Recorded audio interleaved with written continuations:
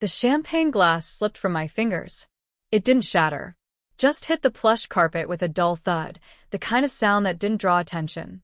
Unlike my mother's words, which rang through the banquet hall with absolute clarity. "She's the only one who never achieved anything," she said, beaming like she'd just announced a Nobel Prize winner. But at least she showed up.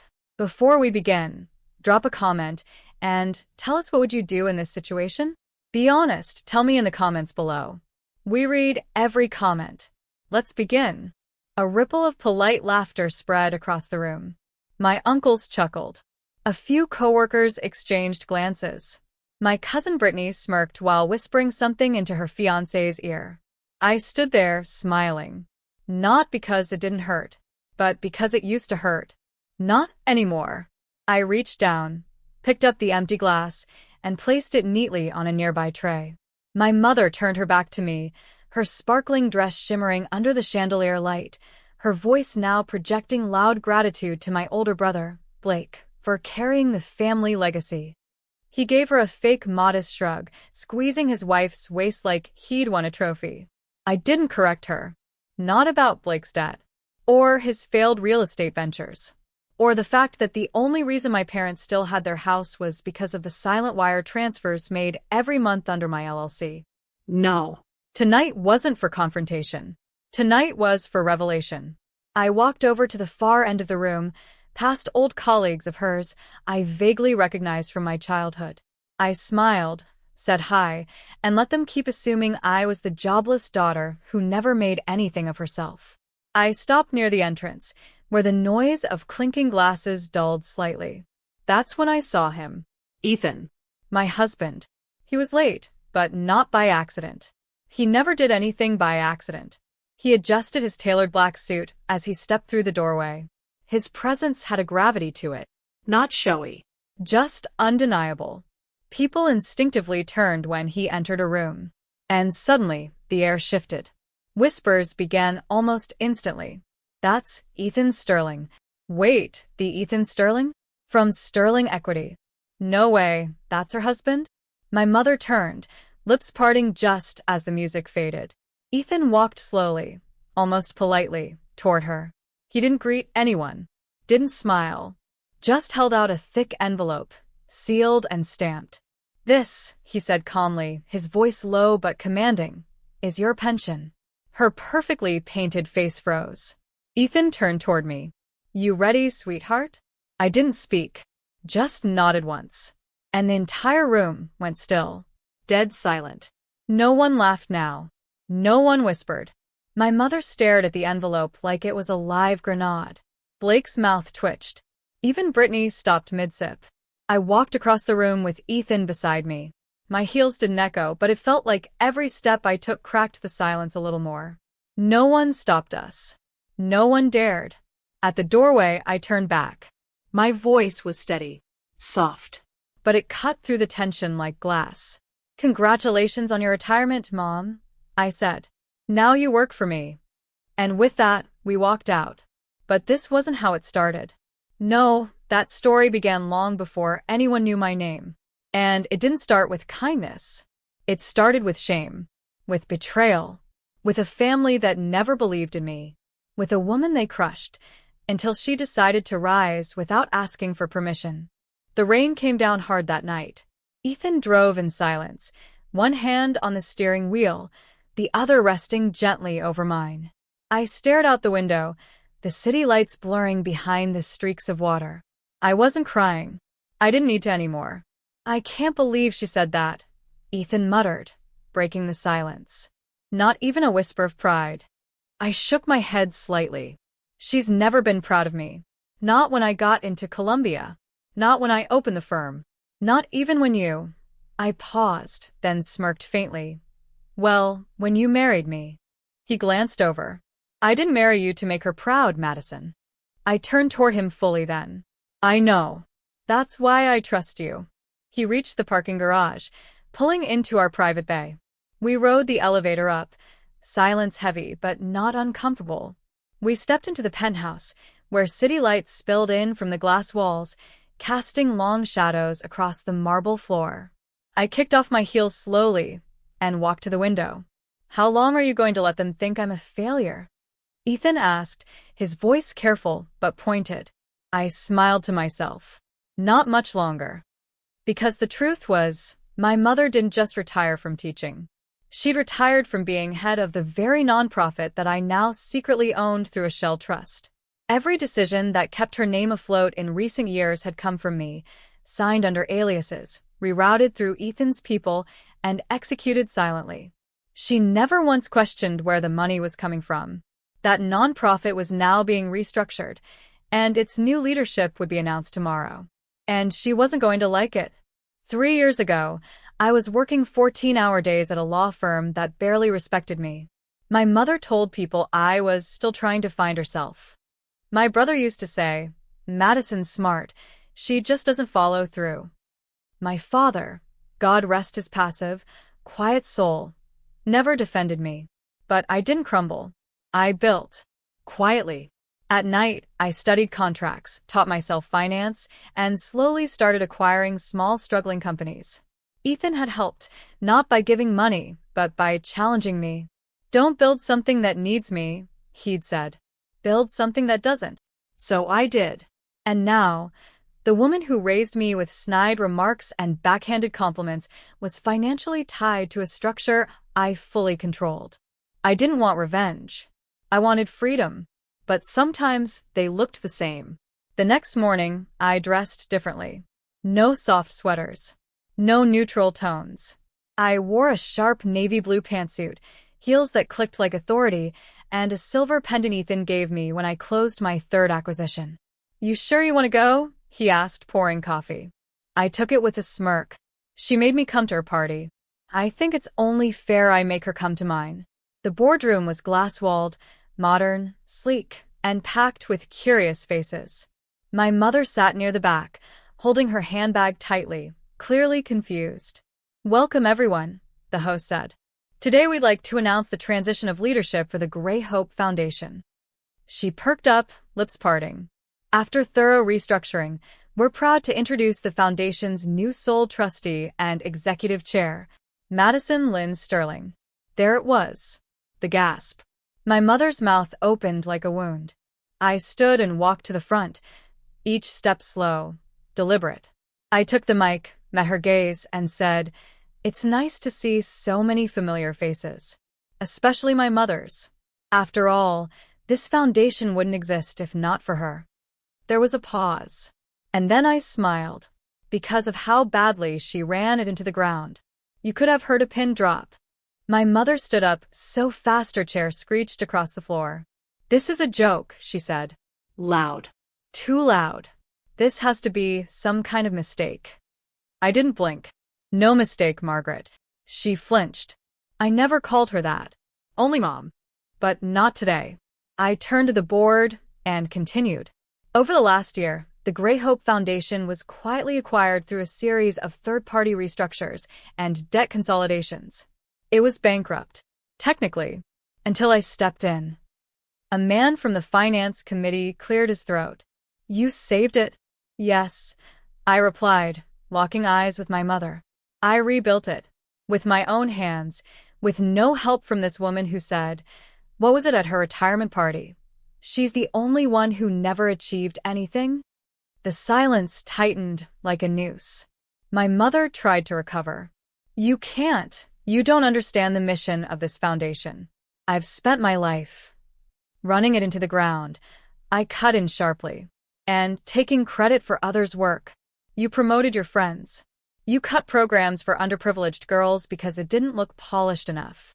You misused grant funds and buried the audits." Several board members began whispering. "You're bluffing," she spat.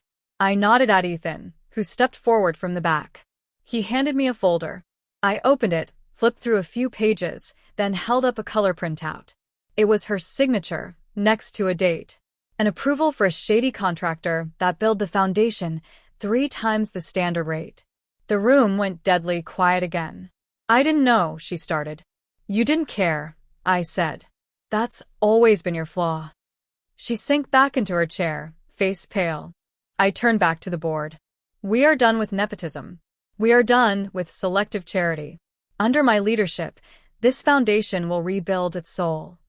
After the meeting, I walked out into the cold air, the wind catching my coat like wings. You didn't have to destroy her, Ethan said quietly as he came up beside me. I gave him a look. I didn't. I just showed everyone who she really is. She destroyed herself. He nodded slowly. So what now? I go home, I said, and write the next chapter.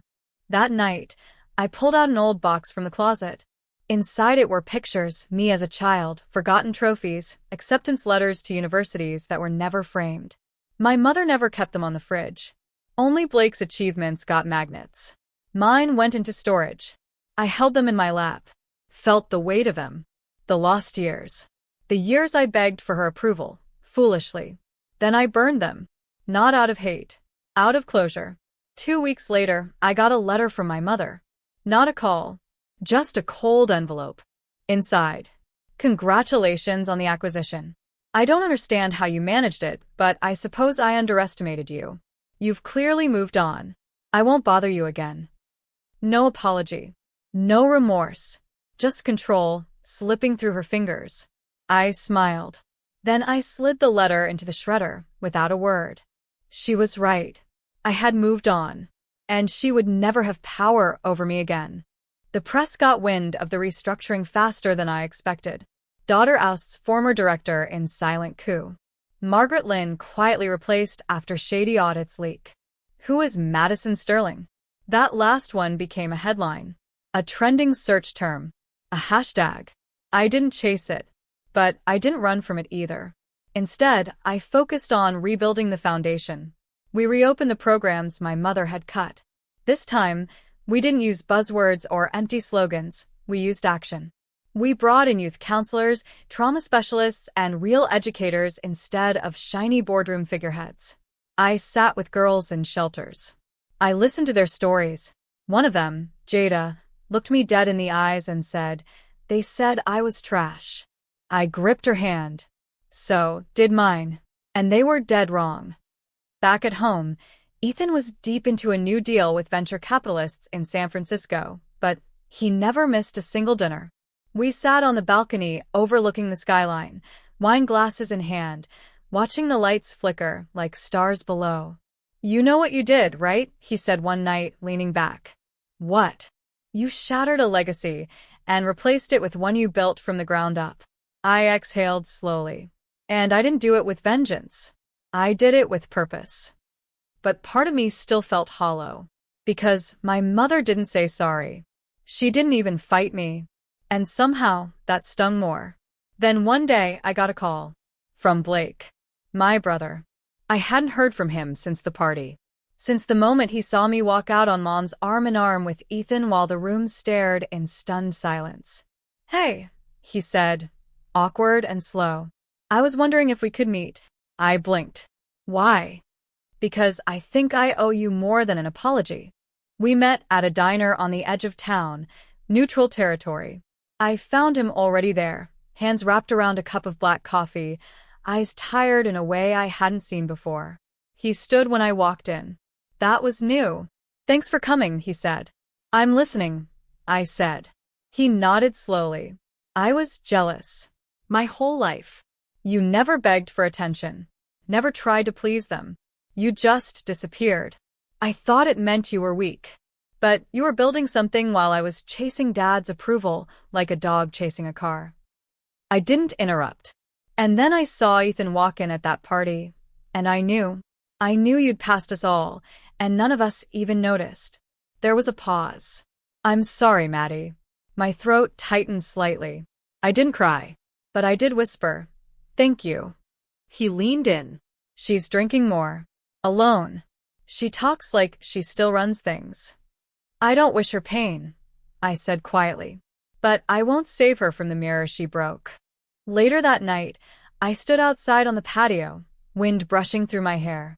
Ethan came up behind me, arms wrapping around my waist. "Everything okay?" he murmured. "Yeah," I whispered.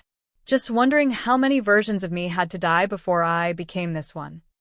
He didn't speak for a moment, then said, "Every one of them was necessary. But fate wasn't done with me yet." because a few days later, I received a box. No return address. Inside, a photo of my mother, Crying. sitting on the front steps of her empty home. And a single note. She has nowhere left to go. She finally said your name. I folded the paper slowly and walked to the phone. I stared at the phone for a long time. Not ringing. Not vibrating. Just waiting. Ethan came in quietly, towel around his neck, fresh from a workout. What's wrong? I held up the note. It's from someone who saw her. He sat beside me, eyes scanning the photo. Your mom? She lost the house, I murmured. Probably defaulted on the mortgage after the donations dried up. The press didn't mention it, but someone wanted me to know. Are you going to call her? I looked at him. My voice came low, steady. No. But I did drive by. 3 days later. Midnight. I didn't get out. Just parked across the street and stared. There she was, sitting alone on a folding chair outside a rundown motel in Queens. She looked smaller, like the wind could carry her away. She wasn't crying now. She was just still. And for the first time, I didn't see her as a monster. I saw her as a woman who couldn't let go of a script where she was always the hero, even when she wasn't. Back home, I lit a candle in my office and pulled out a blank notebook. I wrote, "This is not a revenge story. This is a resurrection. This is for every woman told she's too quiet, too soft, too unsure, until she speaks with results and silence follows. This is for me." A year passed. The foundation bloomed under our new leadership. We doubled programs, hired women who'd aged out of the system, started a scholarship in my mother's maiden name. That part was important to me, not because she earned it, but because the name deserved to be remembered for something better. One day, during a staff event, I was speaking to the new interns when I noticed an older woman entering the building, nervously clutching her ID. Gray hair, worn shoes, but unmistakable. Margaret Lynn. I didn't call security. I didn't freeze. I simply watched as she signed in for her volunteer shift. Later that afternoon, our paths crossed by the community kitchen. She turned, startled, then quickly looked down. I waited. She opened her mouth, Closed it. and finally whispered, "I don't expect forgiveness." I nodded. That's good. Because I don't give it. I live it. She blinked back tears. "I still remember what I said at that party," she murmured. "And how you stood there and smiled." "I wasn't smiling at you," I said calmly. "I was smiling because you didn't know who I was anymore." She wiped her eyes. And now, I looked around at the busy center, the young women laughing, counselors helping a mother soothe her child. Now, I don't care if you ever figure it out. That night, Ethan and I danced in our living room. No music, just movement. His hands steady on my waist, my head against his chest. "Do you feel free?" he asked softly. I nodded.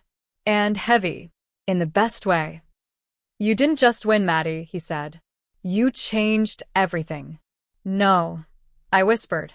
I finally stopped trying to prove something to people who never wanted to see me. That was the only chain left. I didn't burn her picture.